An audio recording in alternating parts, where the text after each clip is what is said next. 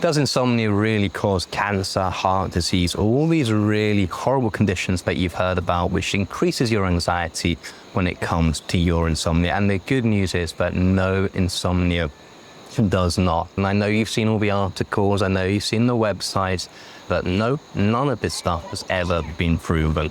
Let's take insomnia causes cancer, the really horrible one that I know a lot of people are scared about. So to prove that insomnia causes cancer, you would need, say, a group of 1,000 people. You'd need a control group of 500 people that you would give perfect sleep to for the rest of their life.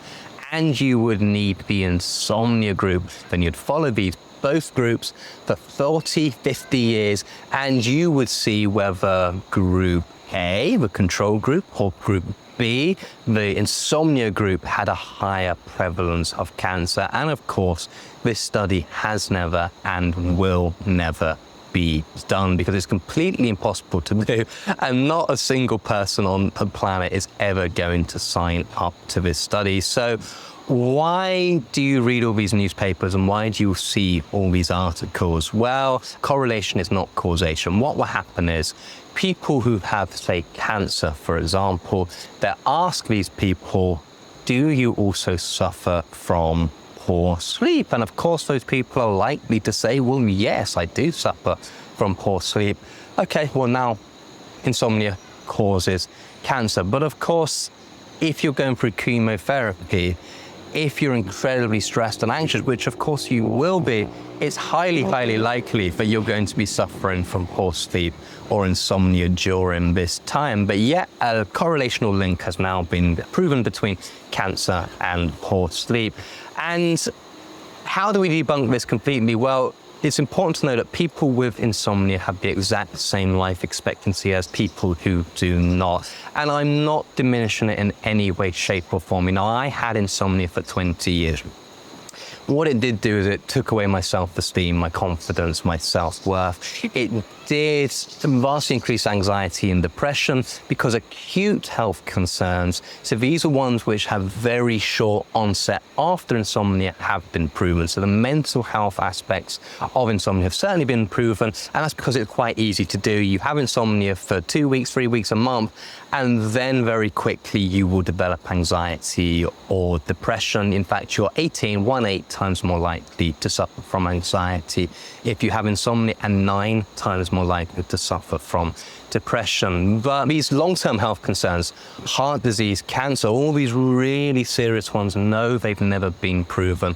People with insomnia do have the same life expectancy as those who don't. And if you're ever in doubt, if you're ever incredibly anxious and stressed about these horrible articles, I'm going to leave you a link to an article by Alexi Guzzi. You can see it, read through that entire article. Great friend of the sleep community. I personally sent that article to hundreds of people.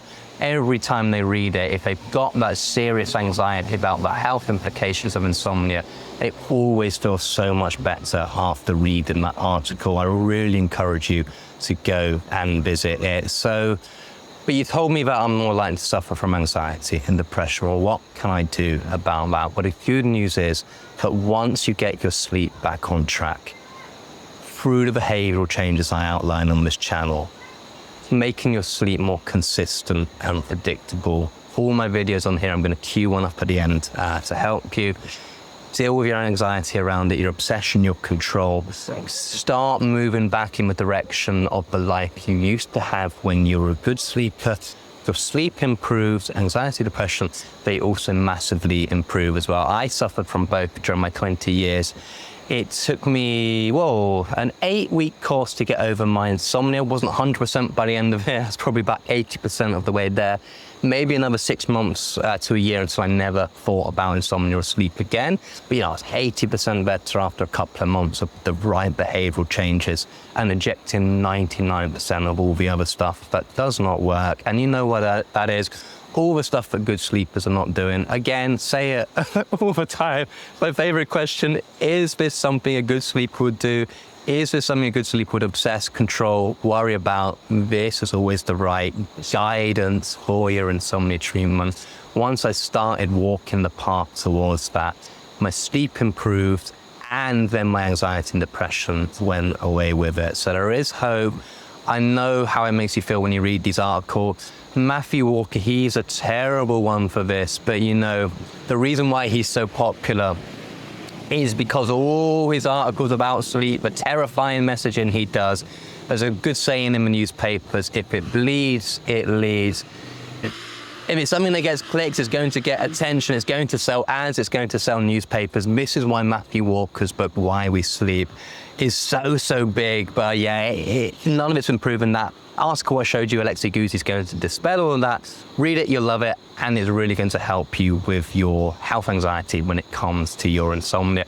Okay, 5 proven tips to end insomnia here. And if you want to work with me one-to-one, you can do that. Check out my website, sleepz.com. I work from people all over the world, Zoom, and email support, loads of stuff that can help you. Check it out. All right, see you on my next video. Bye-bye.